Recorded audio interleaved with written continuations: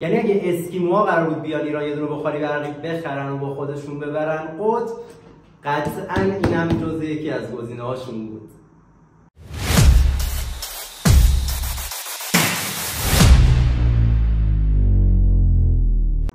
توی این ویدیو میخوام بخاری برقی مدل SH پارس خزر رو بهتون معرفی کنم که توی بازار اصطلاحاً به نام بخاری برقی ایستاده هم شناخته میشه. اگر یه جستجوی کوتاه توی اینترنت انجام داده باشید متوجه میشید که سری SH شرکت پارس خزر شامل 3 مدل بخاری برقی میشه که هر سه تا به لحاظ ظاهری شکل و شمایل یکسانی دارن ولی به لحاظ قیمت تفاوت دارن.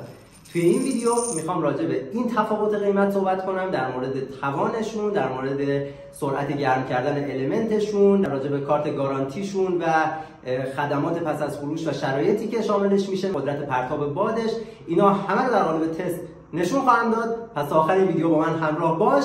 من ساسان رفیعی و اینجا سرای بلور.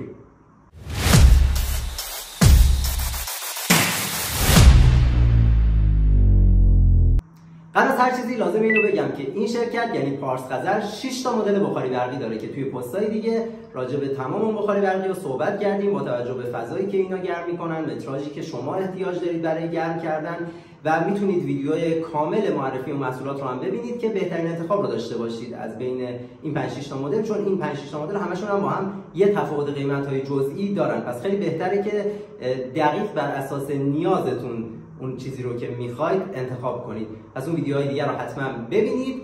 بریم سراغ بررسی مدل SH 2000 شرکت پارس خزر.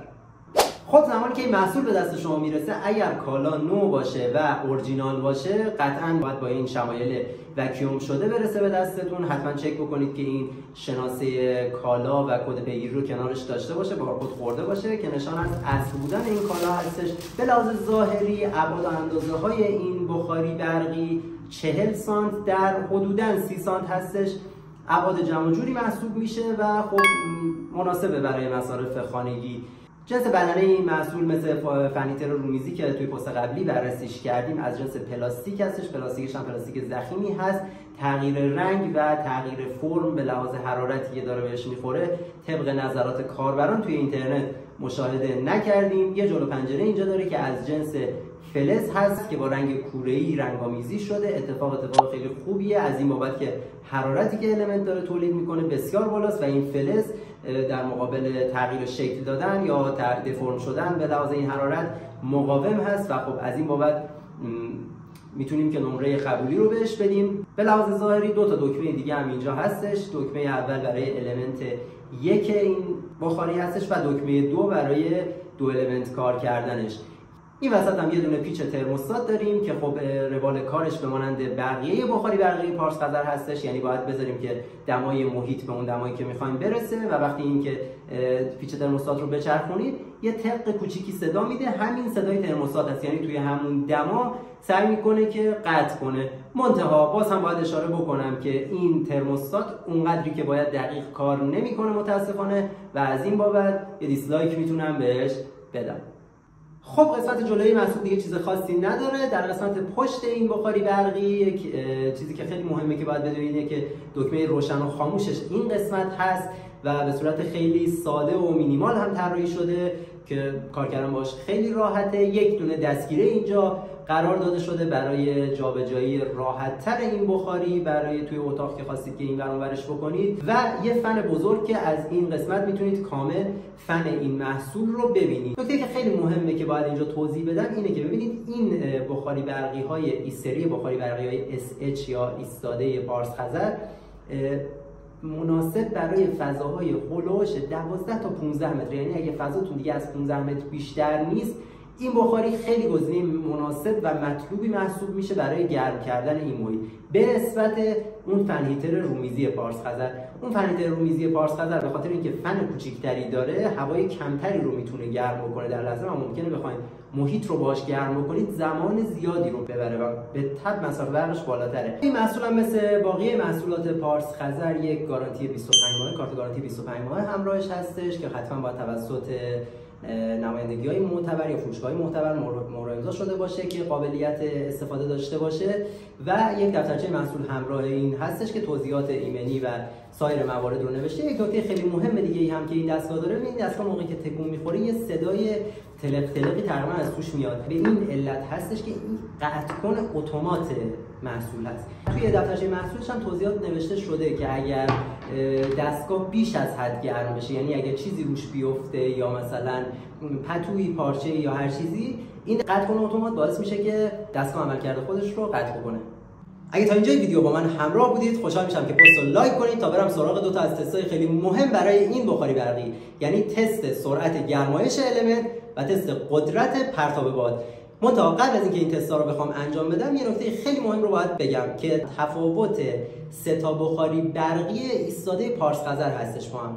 بخاری برقی ایستاده پارس خزر با کد SH2000 روانه بازار شدن، منتها با سه تا کد SH2000E، SH2000M و SH2000P. تفاوت اینا چی هستش؟ SH2000E همین مدل بخاری هستش که الان ما توی ابتدای ویدیو نشونش دادیم و یه بخاری برقی با پایه ثابت هستش. سری M اون سری هستش که کاملا مشابه همین سری هستش، منتها قسمت بالایی دستگاه میچرخه، اونم به صورت دستی نه اتومات. یعنی میتونید که اگر خواستید توی یک زاویه دیگه پرتاب باد داشته باشه، به جای اینکه دستگاه رو کامل بچرخونید قسمت بالاییش میچرخه. خیلی آپشن خاصی محسوب نمیشد، به خاطر همینم قیمتش با سری E که همون سری ثابتش بود قیمتش برابر بود. منتها سری SH2000P اون سری هستش که تایمر داره بالاش و به لحاظ شکل ظاهری هم تفاوت داره، این شکلیه دقیقاً، و این قسمت تایمر بالاش هم به صورت دستی میشه که تنظیمش کرد که مدت زمانی که میخواد کار بکنه و خاموش بشه رو میتونید بهش برنامه بدید. آپشن خوبیه و پایه گردون اتومات. یک نکته خیلی مهمی هم که داره، پایه گردون اتوماتش هستش. اختلاف قیمت این مدل‌ها فقط به خاطر همین دوتا تفاوت هست، یعنی به خاطر تایمر و به خاطر پایه گردونش، وگرنه به لحاظ توان همشون هر سه تا این مدل‌ها 2000 وات هستن، به لحاظ المنت 2 المنت هستن، به لحاظ جنس بدنه، به لحاظ عملکرد هیچ گونه تفاوتی با هم ندارن. بریم سراغ ادامه ویدیو و تستا.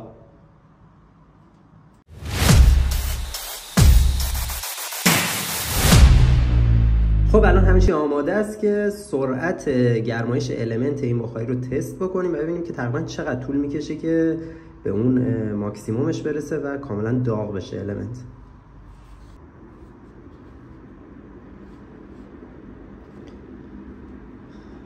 دستگاه الان در حالت روشن قرار داره، باد سرد داره میزنه کاملا. الان المنت یک دستگاه روشن هست، گرمای خوبی داره ولی در حدی نیستش که بخواد دست رو بسوزونه. یه باد گرم خیلی خیلی ملایمی داره تولید میکنه. الان المنت دو دستگاه روشن هست.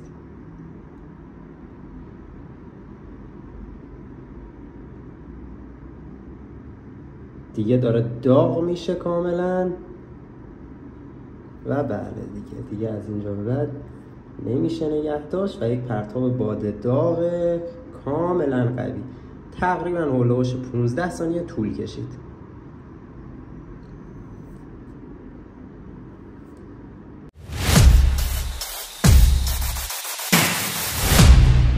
خب میخوان تست قدرت پرتاب باد این بخاری رو اندازه بگیریم. الان دقیقا فاصله شمع تا بخاری برقی ما 40 سانتی متر است.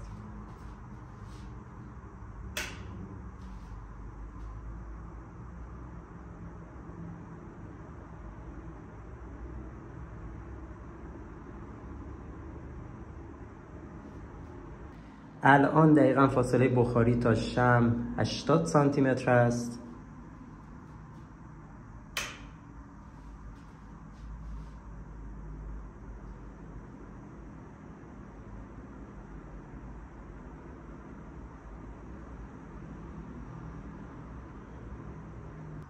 الان دقیقا فاصله دستگاه تا شمع 1.5 متر است.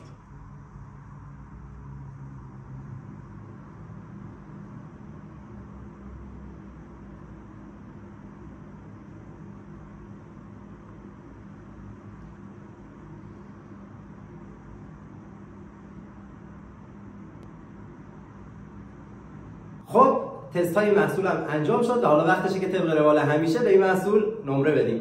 اگر قرار باشه به این محصول نمره بدم، نمره 8 از 10 رو این دو نمره رو به خاطر ترموستاتش که دقیق کار نمی‌کرد کم میکنم و اینکه فنش قابلیت تنظیم نداره و با یک درجه ثابت کار میکنه. به نظر من اگر فنش تنظیم میشد و توی یک بازه حالا مثلا توی 2 درجه قابلیت تنظیم داشت خیلی اتفاق بهتری بود، ولی متاسفانه این رو نداره و به همین علت نمره 8 از 10 رو براش لحاظ میکنیم.